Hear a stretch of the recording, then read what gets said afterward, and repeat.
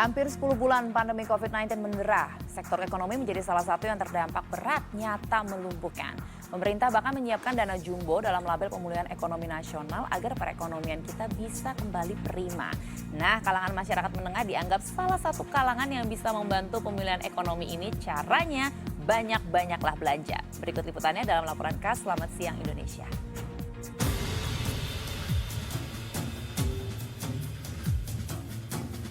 Terus belanja kebutuhan rumah tangga dianggap bisa membantu pulihkan angka kemerosotan ekonomi yang sudah negara ini alami sepanjang pandemi COVID-19 mendera. Hal ini terjadi karena konsumsi rumah tangga menyumbang persentase cukup besar pada perhitungan produk domestik bruto atau PDB. PDB lebih lanjut adalah tolak ukur yang dipakai negara-negara dunia untuk perlihatkan apakah ekonominya tumbuh atau justru merosot. Memang masyarakat kini tengah menahan laju konsumsinya lantaran ancaman ketidakpastian soal penghasilan, ancaman PHK, dan penularan virus corona yang masih tinggi. Di tengah kondisi tersebut pun para ekonom sebutkan, kalangan masyarakat menengah justru dianggap bisa jadi penyelamat. Timnet telusuri bagaimana pola masyarakat kini dalam berbelanja.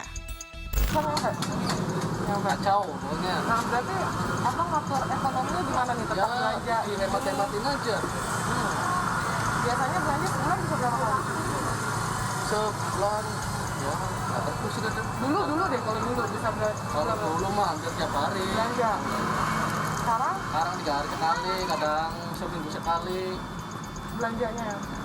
Jadi diambil untungnya dulu, modalnya ntar belakangan. Oh, kalau dulu mah muternya jelas ya? Sebelum corona sebulan ini kan nggak sekaligus semua nggak, jadi teman-teman yang kosong gitu. Bisa sebulan, seminggu bisa 3 kali, bisa 2 kali, nggak pasti. Kisaran dulu belanja uangnya berapa Bu untuk belanja? Ya kalau ada gula ya sedikit agak lengkap tuh ya paling 2,5 juta seminggu bisa 2 kali. Data dari Bank Dunia pada Januari 2020 ada 5 kategori masyarakat di Indonesia berdasar tingkat konsumsi rumah tangganya.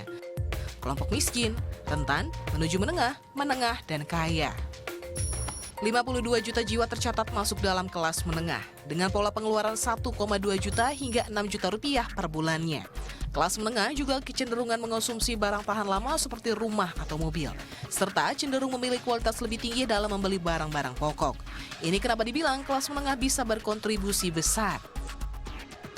Kemudian yang berikutnya lagi, stimulus dari pemerintah ini lebih banyak menyasar masyarakat kelas menengah ke bawah. Sementara hampir 50% lebih yang menguasai konsumsi adalah kelas menengah dan atas.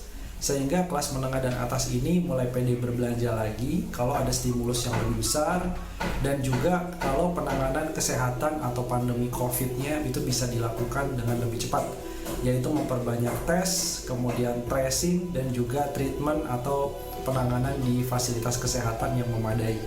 Nah, ini yang membuat mereka akan pede lagi untuk melakukan belanja, khususnya pada tahun 2021. Belanja dan konsumsi rumah tangga lebih lanjut juga membuat roda kehidupan di masyarakat terus berputar. Seperti kata pepatah, sekecil apapun uangnya, yakin akan cukup jika digunakan untuk hidup.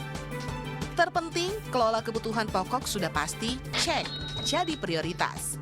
Dana darurat dan investasi, cek, disiapkan.